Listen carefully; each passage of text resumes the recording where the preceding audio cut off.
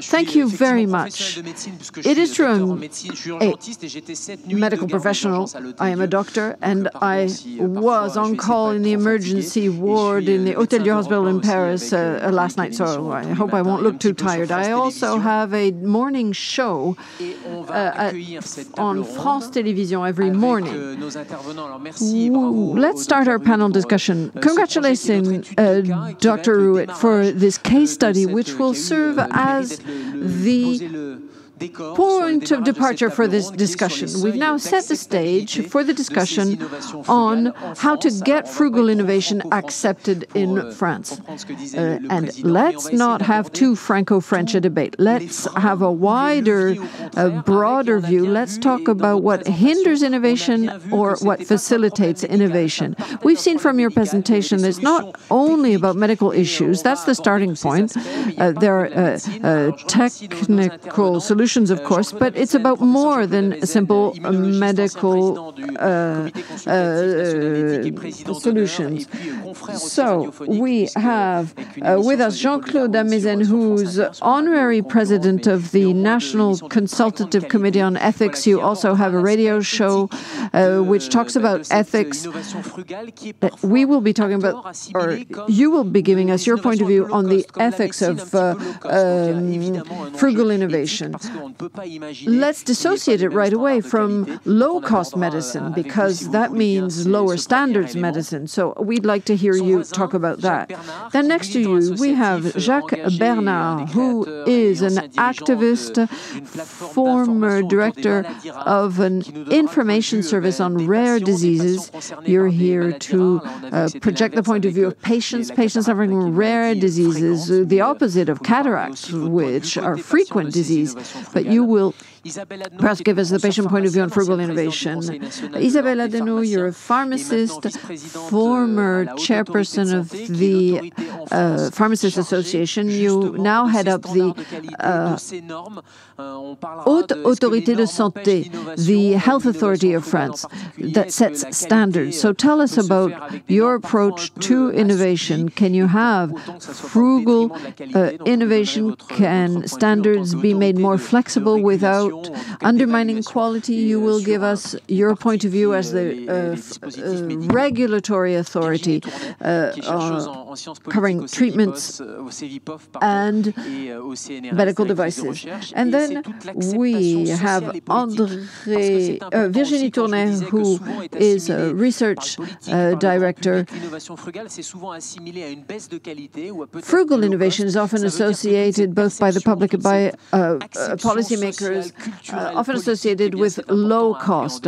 It's a cultural paradigm shift that is required to get these innovations off the ground. This is especially true in our countries that perhaps have too many resources. Immediately when you propose to do more with less, it's considered negatively in so-called rich countries. So I think you'll tell us a few words about that. Then André TANTI, last words, 5 or 7 minutes, for everyone to speak. So the last point of view will be from André TANTI, who's vice chair of the Economic Committee for Health Products.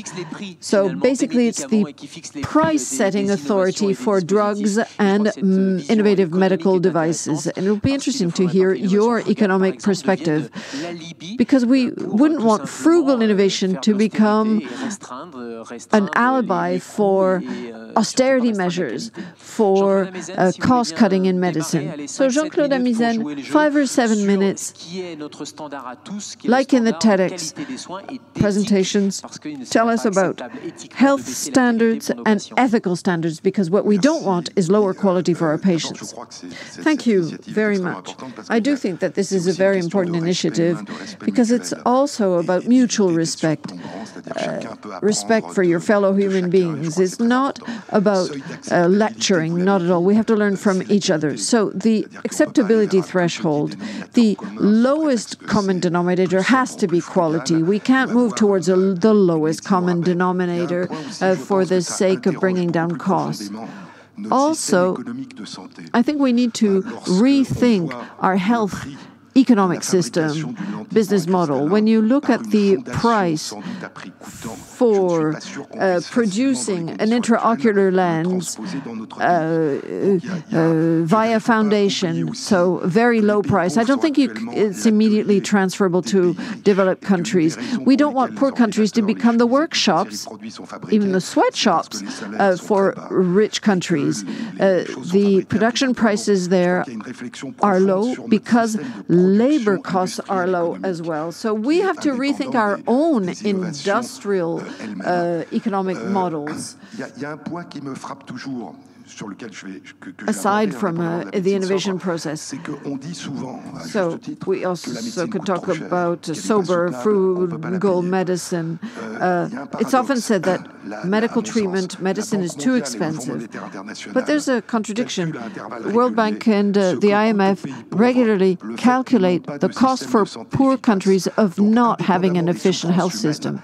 Aside from human suffering, there is an economic cost to having an inefficient health system. In rich countries, what is calculated is the cost of an efficient health system. It costs money when you don't have it, and it costs money when you do have an efficient system. So the economic benefits, not just human benefits, the economic benefits incorporated in the calculation of our GDP is not taken into account when calculating the cost-benefit ratio of our health system.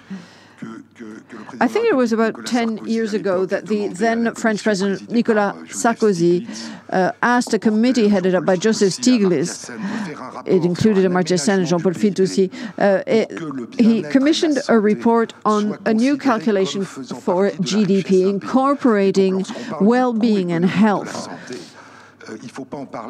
So when we talk about the economic cost of health, we have to stop seeing health as a cost and also see it as a source of wealth.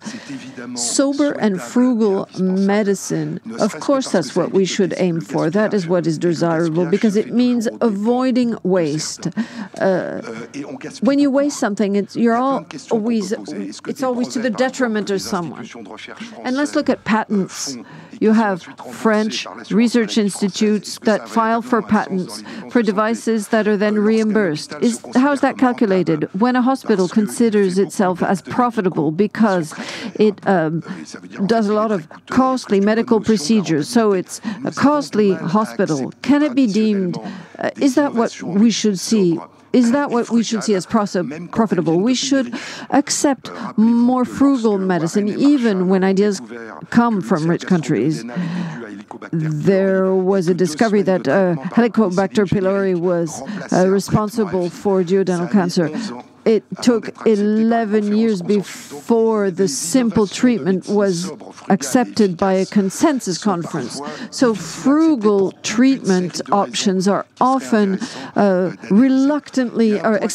embraced with reluctance because there's an obstacle to them. We don't embrace them in rich countries. Very often, we should see these innovations as medical innovations and not healthcare innovations. For example, how to fight medical deserts. Often these good ideas come from developing countries. In rich countries, we tend to see technology as an option to replace doctors instead of supporting doctors, coming on top of doctors' expertise.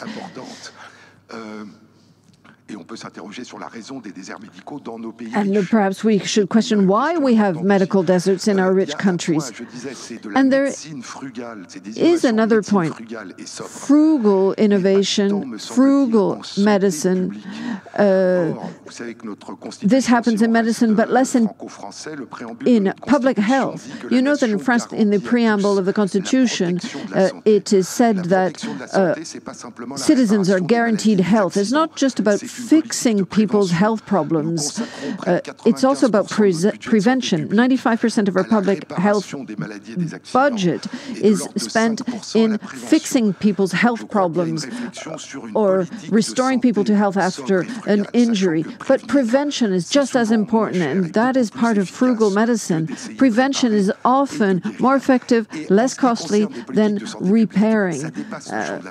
And we have to see it as part of public health, which is more than just medicine. Over 50,000 people die in France owing to air pollution, 3 million in the world, according to WHO. That's not just about medicine. It's a public health intervention. So it's broader.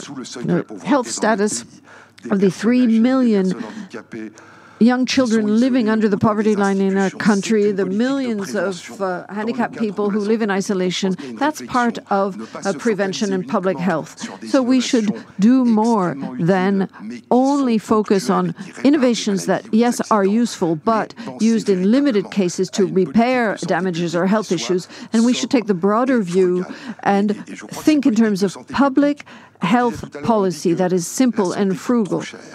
You know, we hear that health is too expensive, but what's the real message? That only rich people can afford it. So let's just rewrite the Constitution and say the Constitution guarantees health and good health to people who are wealthy enough. No, we should see medicine and public health as a frugal health policy, etc. That's what is equitable. Also, we need more peer-to-peer contacts where we learn from each other between rich and poor countries, developing countries. Solutions are good wherever they come from, especially because and when they arose out of different contexts. In some countries, you may not see where the problem is. Other countries may have a more pressing issue and come up with a solution. Let's not forget the sustainable development issues that are meant to help poor countries deal with sometimes disastrous situations. We need to help poor countries commit the same mistakes that we have made sometimes in the past. So we need a frugal public health policy because it should also help us to think back upon past mistakes and help other countries jumpstart and avoid the initial mistakes that we made. Merci à vous. Ce que vous nous dites, c'est que c'est non seulement éthiquement. So you're saying that it's not only ethically acceptable taking up these frugal innovations, but in fact it's desirable. Frugality is a necessary condition. Wasting is evil.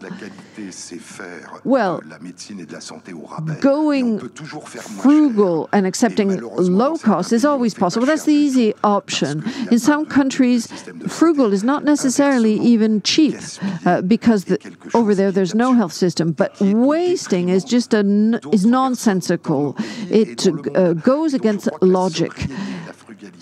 Sobriety, frugality are virtues. Doing the best that you can, utilizing or spending as little as possible, utilizing fewest resources as possible, with the biggest human benefit. That's what we should aim for. But, you know, it's an ambivalent process. Frugality is not a value in itself. It's just sometimes, for some people, it's just spending as little money as possible is desirable. But then you're talking about low cost. So producing faster for cheaper with less quality, that's the danger. Yes, that's true. And many of our health systems exist. Many of our health issues exist because we're not frugal. Diabetes, heart conditions, etc. It's because we don't have a frugal consumption system. Being frugal doesn't mean being homeless. It means making the most of your environment and what it offers while respecting it. And it is good to think about our own issues, to help others avoid the same problems. We need to avoid waste and overabundance and the associated problems hitting poor countries. Let's hand over to Virginie, because there's a logical progression. There are the ethical dimensions as well as cultural and political dimensions. we have to look beyond medicine and technology. What is your perspective on frugal innovation, and how can it be developed in France? Well, we heard from a wonderful project, the Himalayan Cataract project, and it comes with a major message, i.e., our gaze is infused with our own culture. What we see is dependent on our own culture to a large degree. Frugality is not, or innovation is not just about devising new ideas. It is also about leaving aside old ideas, shedding old ideas, and looking toward a new horizon. And we've seen this happen, for example, in patients' groups trying to fight against institutional inertia to get conditions recognized, and they show great flexibility. There's more flexibility now. Other examples are using your cell phone and completely ignoring your landlines. Developing countries that have developed cell phones more than landlines, and leapfrogging in terms of development. So there is that type of institutional inertia that we can fight through innovation. So what does this mean? If we want to completely revamp our health policies, we need to take into account, of course, all the high-tech state-of-the-art things, but also completely rethink our cultural traditions, our institutional culture, which goes along with our technological culture. All of that is very hard to achieve. It's a big job. So we should rethink the innovation process and stop thinking about innovation as something that is state-of-the-art technology. Innovation, I think, should be seen as a very complex but open system, a bit like an ecosystem, a living organism made up of at least three things. And I think that the Himalayan Cataract project presentation illustrated this. I think that innovation should, first of all, rely on a system or ecosystem of actors, or stakeholders. Then, of course, the technical or technological aspect. Then a third dimension, and I would call it symbolic logic, symbolism, or the values associated with innovation. So it's about how innovation is perceived, where it takes place in this or that country. And today we really are in an open system because we live in a globalized world. Borders have come down.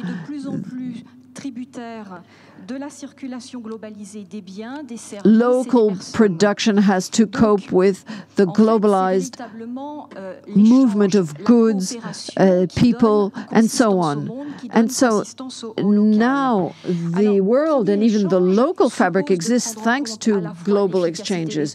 And that means that we have to take into consideration and think about the efficiency of medical practice and healthcare, but also the efficiency of service. Because it's a question of perception, that means that we need to take into account the human dimension, which is very complex. We often behave paradoxically, and the consequences are as follows. Technical efficiency, quality standards can be improved and improved again, but that will never be sufficient in being a prerequisite for social acceptability. Let me use an example. Therapeutic tourism, treatment tourism, or treatment shopping, going abroad to get experimental care that is not authorized in your home country, that are there as a last resort, or that the patient sees as a last resort.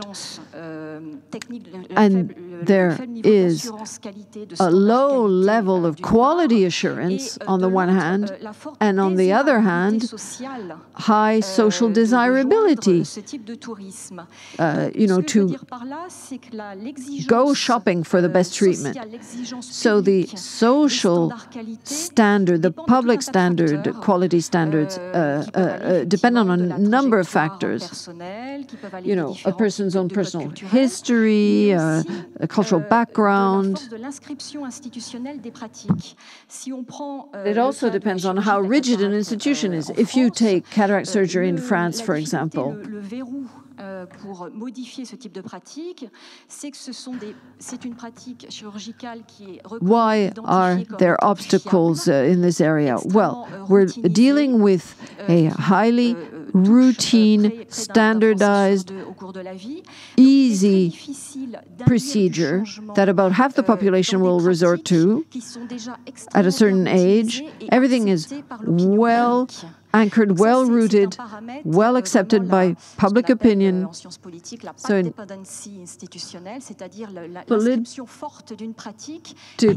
political analysis, it's considered a rigidified practice, and it's accepted, it's well-rooted, although it is sometimes recognized that it can be improved. It's acknowledged that it can be improved. So to facilitate innovation transfer, you need to take into account these three areas. First of all, the stakeholders, the technology, and the symbolic value of innovation. And all three have to co-evolve so that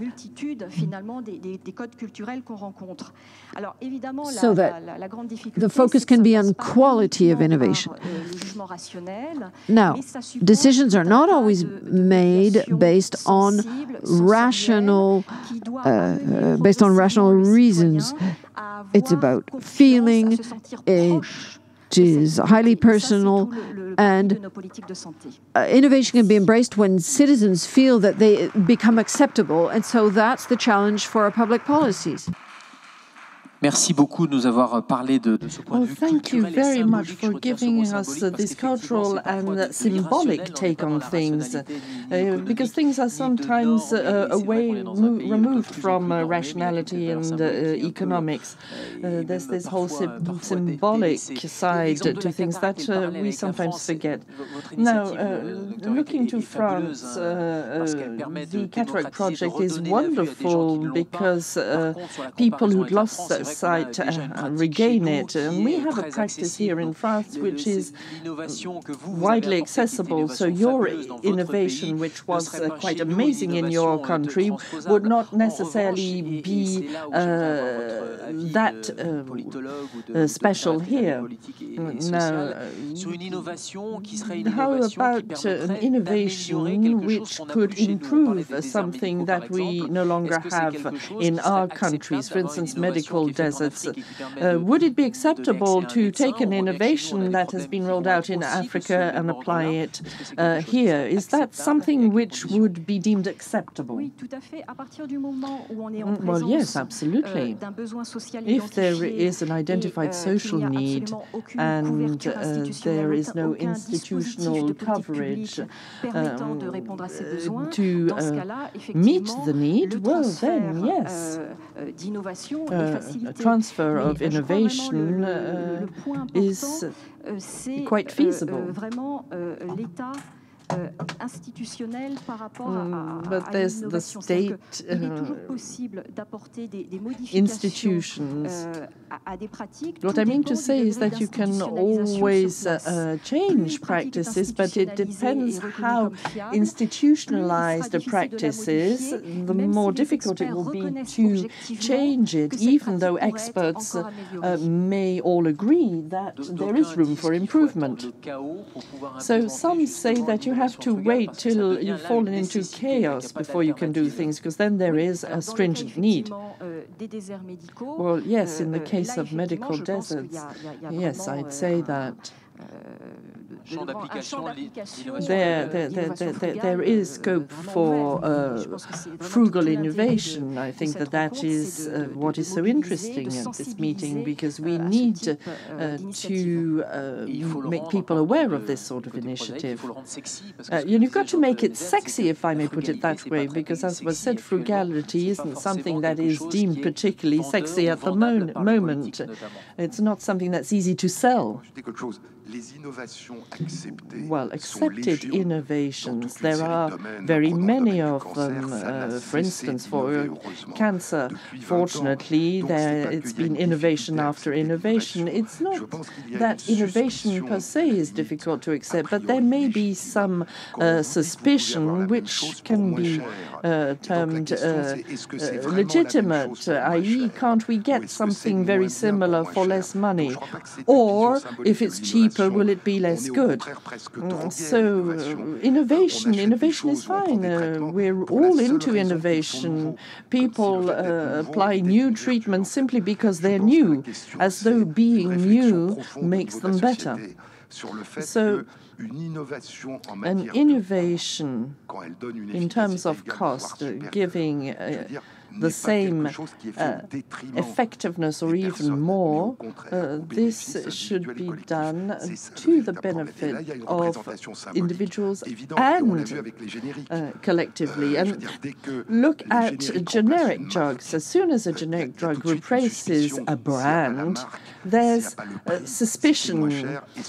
If it doesn't carry the same name, if it's cheaper, is it not then less useful, less good? Many people have this belief that the more expensive, the better in health, but everywhere else as well. If a painting is very expensive, it has to be better than the cheaper painting. The artist must be better. So it's cultural.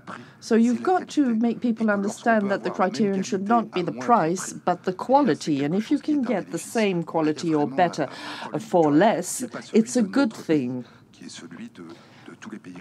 And it's a problem in all rich countries. Take the US.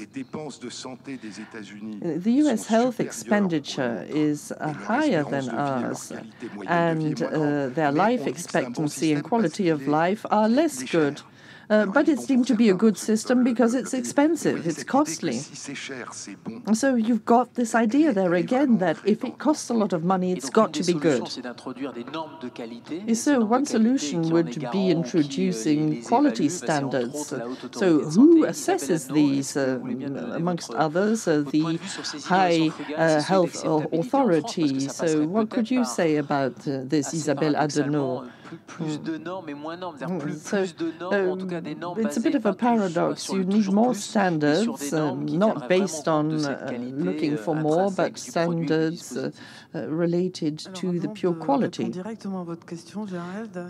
Well, I'll be answering your question, and I don't want to attack you as a representative of the media, but I have to say this. The media keep telling us rather unpleasant things day after day, which are quite depressing, and then coming here this morning and hearing what I hear, I must say that I feel very happy and relieved. Now, our authority regarding medical devices and procedures, what we are looking at is not the price, the cost. Absolutely not. All we look at is benefits for the patients, either therapeutic benefits or improved quality of life or better organization of the healthcare system. So we have a variety of criteria. So you're talking about standards. Well, there is indeed an issue with all these standards in healthcare. And there are standards, and they're not French, they are European. There is European regulation on safety in particular, and that's important, of course, for us, and it is roughly the same thing throughout not all agencies worldwide. So we're talking about doing things better for less. Let me talk about one particular area, connected medical devices. In my opinion, it will be a revolution in healthcare systems. There are a lot of things there. And I've traveled quite a lot and have worked in Africa, amongst others, and I can tell you that Africa is the continent I know best, but I'm sure this goes for other places as well. But Africa is a showcase for initiatives, and in France I should very much like us to take on things that can be found in other countries. For instance, Côte d'Ivoire. Text messages, they don't use the internet, they use telephones. So we could talk in France about telemonitoring, etc. So it took us in France 14 years to come to a shared patient file, and it's not working, although we're being told that we're getting there. And in Côte d'Ivoire, you get a text message on your phone saying it's time for your vaccination, and in your phone you have your medical history. And when you see that sort of thing, honestly, you start wondering about what we're doing in France. And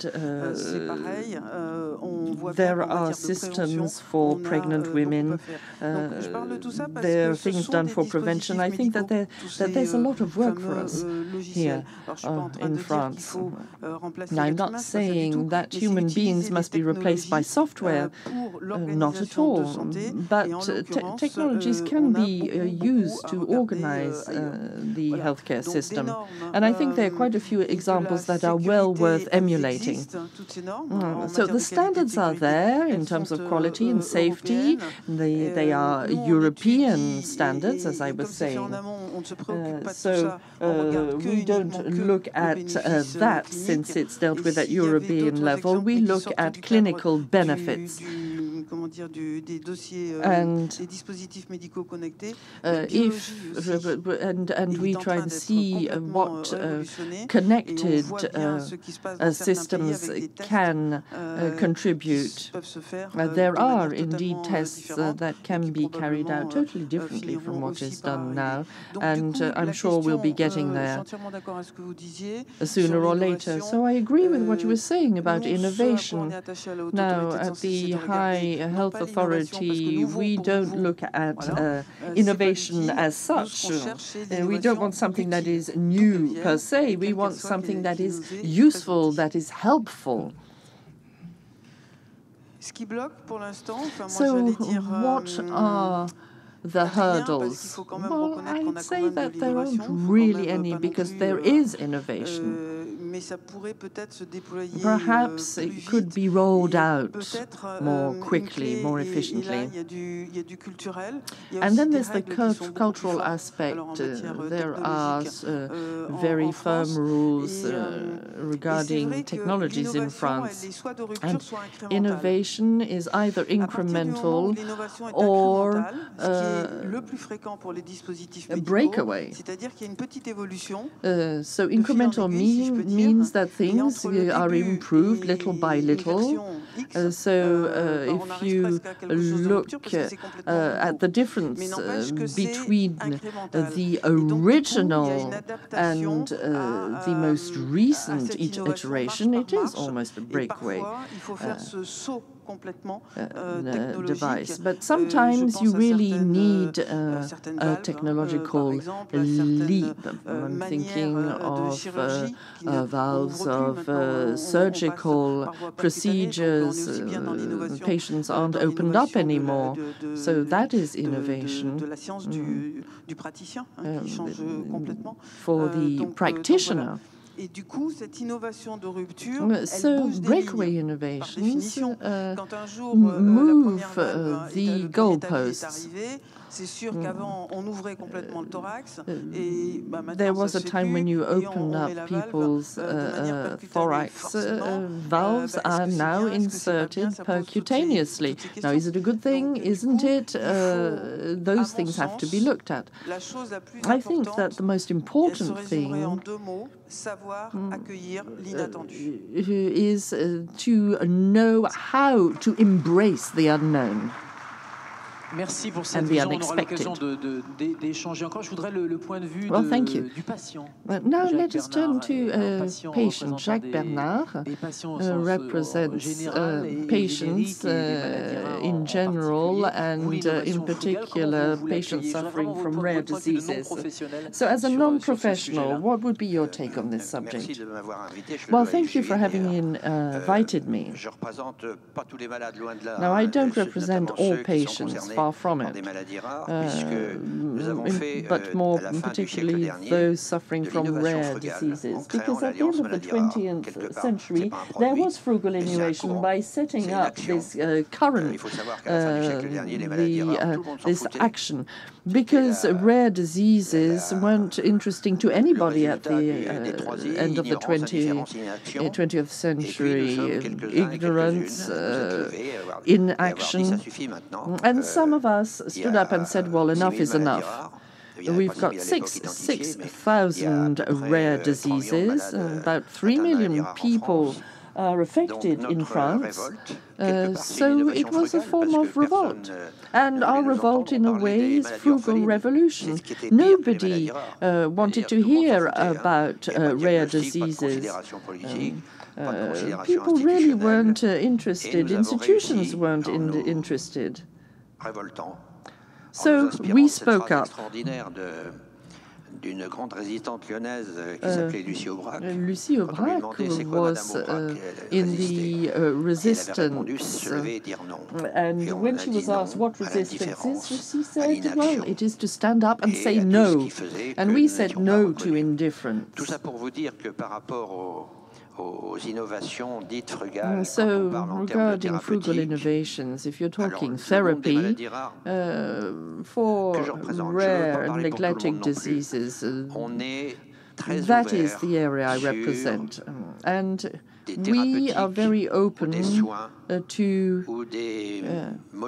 therapies or possibly drugs which have not totally shown their worth. So we are slightly different from the general public that wants safety across the board. We are willing to take risks. And this reminds me something you may have seen 3 years ago in Acapulco. Never been there. I know where it is. It's in Mexico. It's a wonderful beach. There was terrible mudslide, and the news showed a lady whose house was going to be swept away, and she was trying to get to a small boat, and she couldn't reach it, so she threw herself into the water and managed to get hold of the edge of the boat. And that shows the risk you are willing to take when it's a matter of survival. And that was what we did. In terms of neglected diseases, the patients suffering neglected diseases did exactly that. They took the leap. And as you are aware, our action brought about the Rare Diseases Plan with the support of someone whom you may or may not like politically, but he was Xavier Bertrand. Now, at the end of the 20th century, and that was only 20 years ago, and now there are about 130 references, people who are aware of rare diseas,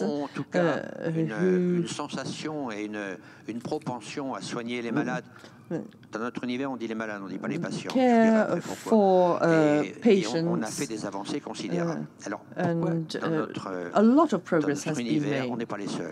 Now, we are not alone. And we use the word malade and not patient in French.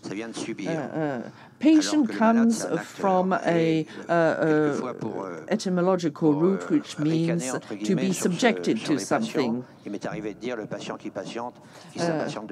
And sometimes I say things like patients need to be patient with a lot of patience. It doesn't mean a thing, but people know that people suffering from diseases are more often brought into the loop to express what no one else can express, the knowledge of what it is to be suffering from a disease, understanding the diagnosis, understanding the therapy. So there's been considerable progress in recognizing the role of patients or sufferers, of les malades, as we say in French. So we have been able to change things, and when I look at what has been achieved over the 20 years of the association, I think that there is every reason to be proud. We have these reference centers, and possibly we'll be seeing a third plan or even a fourth. Thank you very much. Vous nous parliez de cette force des malades qui a dit non et qui s'est levée à un moment donné comme l'innovation frugale. Patients stood up and said no, and that is frugal innovation. But there's also a telephone number. Maybe you can tell us something about that too. Frugal innovation isn't necessarily technology. It can also be organizational. As our colleague said, it comes from the professional area and from the patients. Jacques. Oui, bien sûr que j'ai envie de vous répondre. Yes. Well, I'd say the answer is yes. With this hotline. Quand vous m'avez fait rentrer dans cette table ronde, je me you invited me to take part in the round table. I said to myself, well, what do I have to say about frugal innovation? So I talked to lots of people, and people were saying to me, but you've been innovating frugally for years as a citizen. L'innovation frugale, en tout cas, ce qu'il faut que vous reteniez de notre expérience à nous dans le domaine des maladies rares, from our experience, what you need to take away is that we are not indifferent or shy of innovations, be they medical, political, etc. If something has not yet been fully approved or justified, we are still open to it. We are open to innovation. So that is embracing the unexpected, as was said. Well, thank you very much. We didn't talk about cost and price. And yet that is quite important, because innovation, the impression is that innovation means more, including more money in capitalist societies. So, Jacques, I'd like to hear you on that. Right, well, as a citizen representing rare disease sufferers, a few years ago, my answer was we didn't cost anything for years and years because we've always been ignored. But there has been innovation since then with drugs developed specifically for neglected diseases. Now, they were quite unique, and they brought about specific therapies for some of these diseases. There are 6,000 rare diseases, but only a few hundred have their specific Non, c'est sur le modèle. Est-ce que l'innovation frugale est compatible avec un modèle économique finalement frugal capitaliste? innovation compatible with a capitalist model? Well, I could say, well, yes, look, that's not my problem, we get reimbursed, etc. But that's not the case. We are well aware of the cost of it.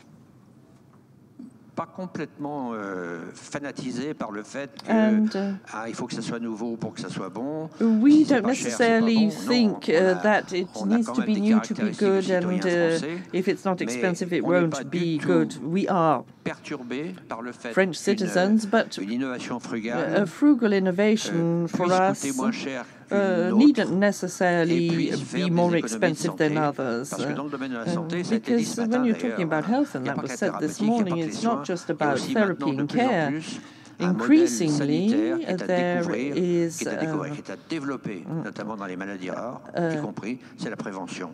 another aspect which needs to be developed, and that is prevention, and there's a long way to go regarding rare diseases.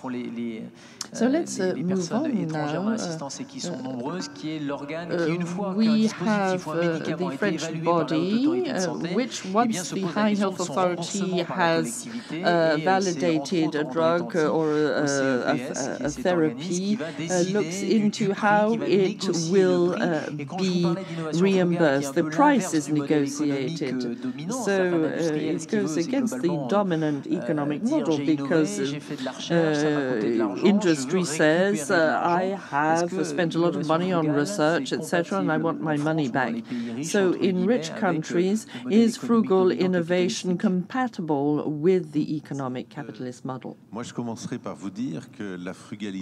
I'd say that frugality is our everyday reality. And I think that we have been able to percolate it towards all industries. Innovations should be accepted. Innovations are taken on board if, that is, they contribute something. And French regulations regarding innovations in medicine state that there has to be a benefit, that the innovation should make things better than they were, and especially less costly. There are some innovations, technological innovations, which are entering the market, and we're not quite sure that they are wildly effective or efficient. And some of them won't be put on the market because the price won't be right. What has been set up in the developed countries, well, it's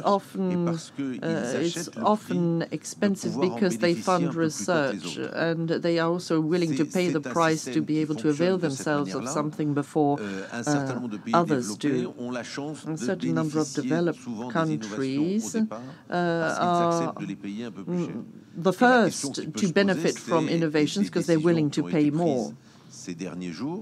And decisions made over the past days could beg the question, who will be willing to pay for innovation in the future? Because if you look at the situation of the past 20, 50 years, if you look at all the doors that are still open, Isabelle was referring to all the things that are going to be connected.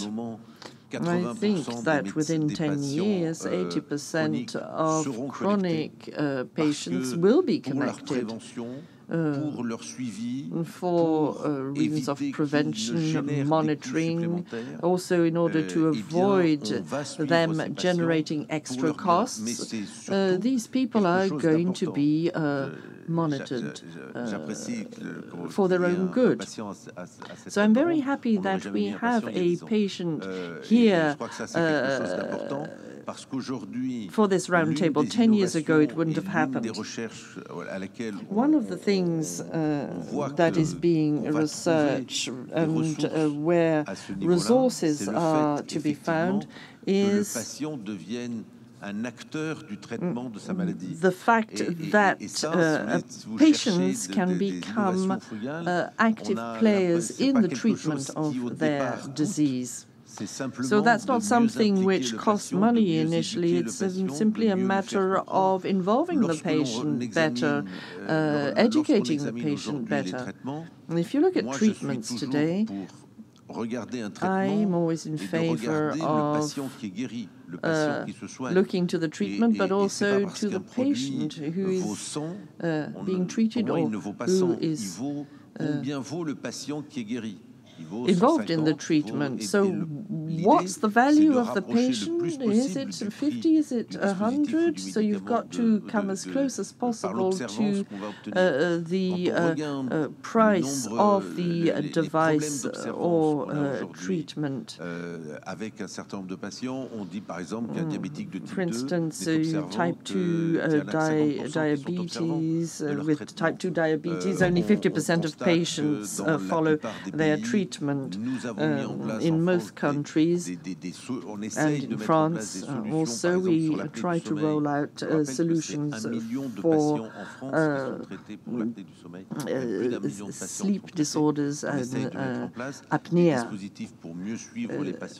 So we want to roll out systems involving the patient better and explaining that it's very important that they should follow the treatment, because we have new solutions now, and they are not really more costly than what we had previously. Sometimes they cost less. For instance, when you're talking about diabetes, you can prevent accidents occurring for longer. So you have to look to what savings can be made within the healthcare system, because you're going to delay things. C'était inscrit dans la Constitution qu'il fallait qu'on s'occupe de la santé. In the Constitution, it is stated that health is important. But there is no spontaneously, there's no money spontaneously springing up for health and healthcare. So what there is, we have to use as best as possible, and et nous nous sommes détachés d'un certain nombre de points, puisque maintenant, la commission que préside Isabelle Adnot est une commission have Isabelle Adnot's commission, which tells us whether something is worthwhile or not. It's not simply because people think it's useful that we necessarily need to invest in it. So we still have a long way to go, but we will be making our system increasingly efficient.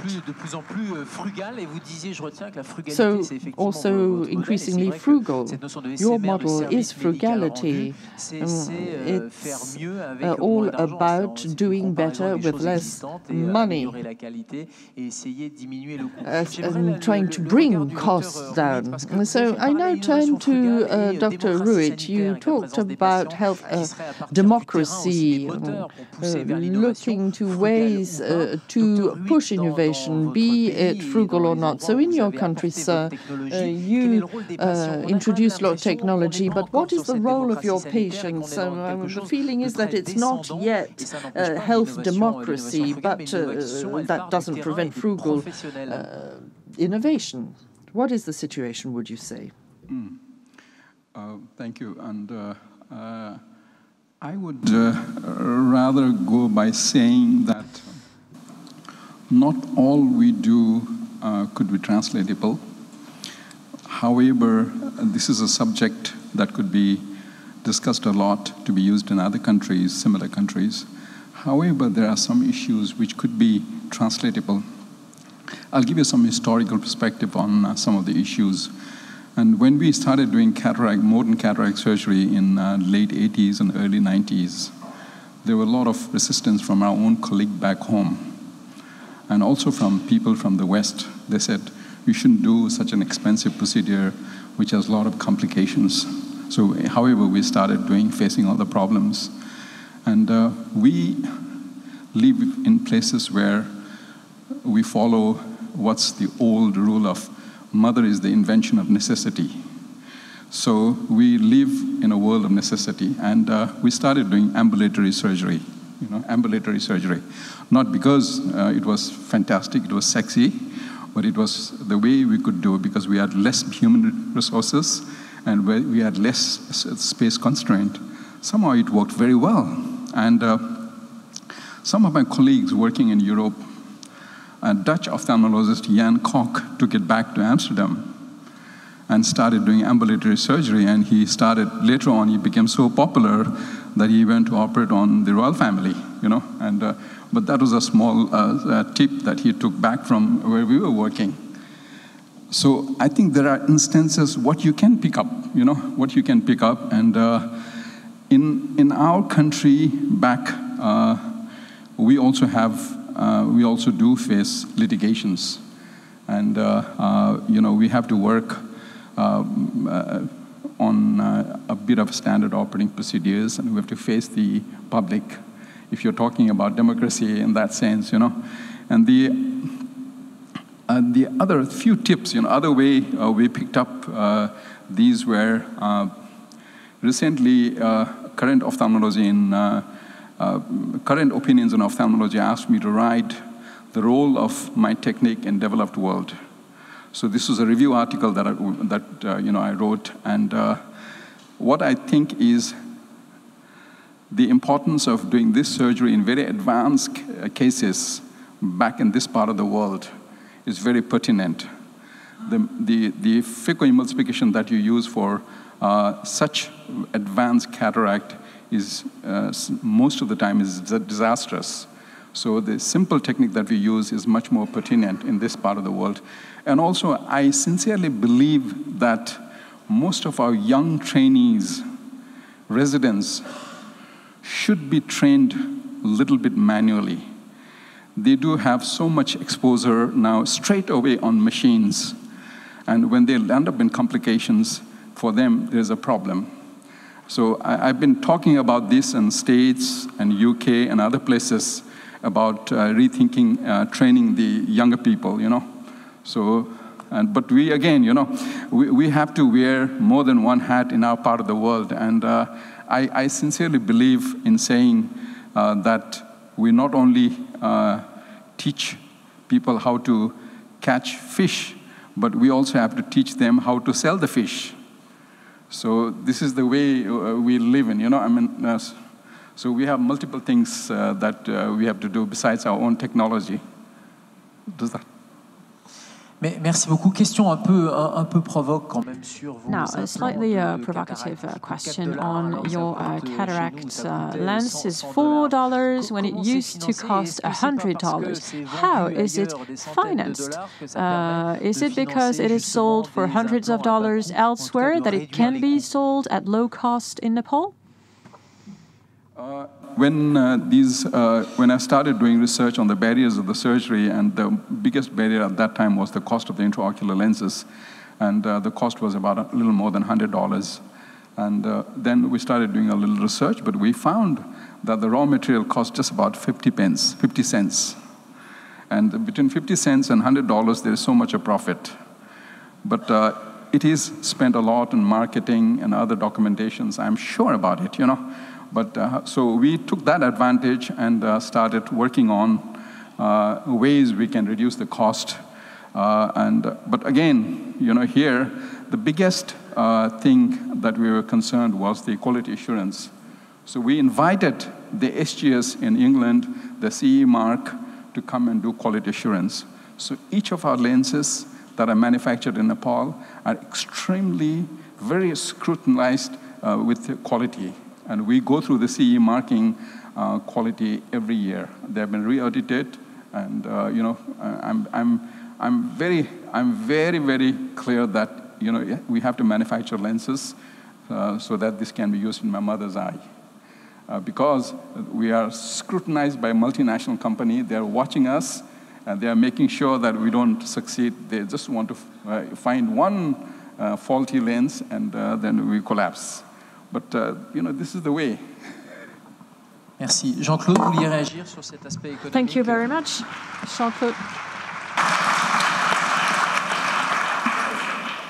Jean-Claude, you wanted to add something. Yes, I think that this is really important, and it's well, the committee started in 2016, started thinking about the cost of drugs, about the cost of innovation. You say 50 cents instead of $100, if I'm not mistaken. AIDS medicines, when they were put on the market, were 100 times less expensive than the actual product. So the pharmaceutical industry makes the highest profits, more than the oil industry. So are medicines goods as other goods if they're being reimbursed by society, or can they be something else? We can set, well, the price setting is done country by country, but companies sell throughout the world, and price setting procedures sometimes are a bit weird. Sometimes it is based on the economic profit of the country, as if the return on investment of the medicine had a link with the economy of the country and what the treatment of the disease would bring to the country. So this is really a complex issue. And a product manufactured in a low-income country, of course, has a cost price which is much lower than in other countries because of income levels. What you said about the machine is interesting. I think this could be applied to connected medicine. It brings real value until it becomes an alternative and you lose the ability of using human resources because you trust machines or connections too much. We need to think about that. And I was thinking about patients' organizations while listening to you. Patients' organizations emerged during an epidemic which affected poor and rich countries, which is HIV/AIDS, and generic medicines, patients' organizations. The notion of complying with essential human rights, all this emerged thanks to Jonathan Mann during the HIV/AIDS epidemics. So we learn when what we're faced with affects the entire humanity. I was thinking about medicine, but also hospitals. All the procedures performed in hospitals. We now rank hospitals. It's become a very on-trend thing. You have a ranking for hospitals and services within hospitals, which is quite good. But I've never seen a link between the health condition of the population living next to the hospital and the quality of the ranking of the hospital. So as if what mattered was the quality of the hospital in itself, but not what's becoming of populations living next to the hospital. I know researchers working on what's happening to people getting out of reanimation service. They are in a very severe condition when they get in the hospital, and then you follow them 3 months after the procedure, 6 months after the procedure, and then the outcome is very different. So we need to place more attention on service innovation, of course, but healthcare is a pathway, not a series of photographs. Oui, j'aimerais rebondir sur les questions de démocratie sanitaire et sur ce que vous avez dit de savoir accueillir l'inattendu. What you said about being able to welcome the unexpected. I think that there is now today a cultural obstacle, some kind of growing intolerance to uncertainty. When you think about aspirin, when it came on the market, we didn't know how it was working biologically. There was no knowledge on this. But today, in our society, rightly so, citizens have access to a lot more information, including temporary and permanent data from research. And this brings the following question. Do we need to be cautious before authorizing protocols? There's a lot of media attention. So, well, innovation is fostered, but any risk is blocked and requires more and more information. So there's a contrast between a society which is overwhelmed by information and a society where we always have to anticipate the future and weigh the risk. This is where exchanging with patient organizations, public authorities would maybe make this notion of risk more acceptable. We now can't accept that there might be a risk when we do something. Well, right. This health democracy involves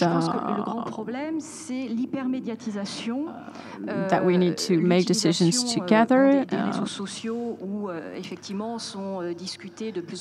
Of course, on social networks, you can have information on research protocols. I'm thinking about toxicological studies. You can never be completely sure that a product will not pose a risk after a certain amount of time. So how can we solve this problem of too much information, too much media attention? It's on one hand, it is really positive because it showcases innovations and raises awareness among the population to scientific innovation. It also helps patients' organizations. But on the other hand, there is growing intolerance to what is uncertain, while previously it was considered to be normal and due to ongoing scientific research. Now, it's true that innovating involves taking risks. But I think that we're not in such a bad place. I'm talking about the forfait innovation, which is something which is completely new. And in this innovation package, forfait innovation, it's not mentioned that there should not be any risk, but that the risks should be defined. So we have to consider the risk-benefits balance. And I can see, dear colleague, I can see a great innovation. I mean, patients, doctors, and the industry are going a long way when you see that you can turn veins into arteries. When you see that you can restore the sight of a patient, that you can create artificial pancreas. Well, we are witnessing fabulous developments, so we need to remain hopeful. And I can confirm that, as it was demonstrated this morning, that part of innovation is not just does not only have to do with technologies, but people. Now, just a word on media attention. I am in charge of a mission, of a committee, which is supposed to reflect upon how to provide better information. The minister will give her conclusion in a while. So this is a real challenge. And well, since we're talking today about frugal innovation, the idea is to you made the subject more well-known. What you were saying is essential. That benefit-risk notion is something that people understand very well. We know that chemotherapy against cancer pose a number of risks, but the disease in itself is even more dangerous. Physiotherapies can lead to accidents, but these are things that we accept because the idea is to defeat fatal disease. But what is more complicated is important risk for minimal benefit. When there is high risk for a small benefit, this poses a problem. You said it. For fatal, incurable disease, you have to accept the risk because the alternative is terrible. But I think that media attention is not on very serious diseases, but this gray area where you know the risk, but not necessarily the benefit. Well, medicine is based on evidence, on statistics. Evidence is related to statistics. So when we talk about risk and benefit, of course, it is for a proportion of people, not just one person. So if you have a percentage of risk, it's not just for one person. It is based on a sample of maybe 100 people. 2 or 3 will be at risk. And this is something that people need to understand. Evaluating the effectiveness of medicine is based on what's on the sounder method, which is statistics.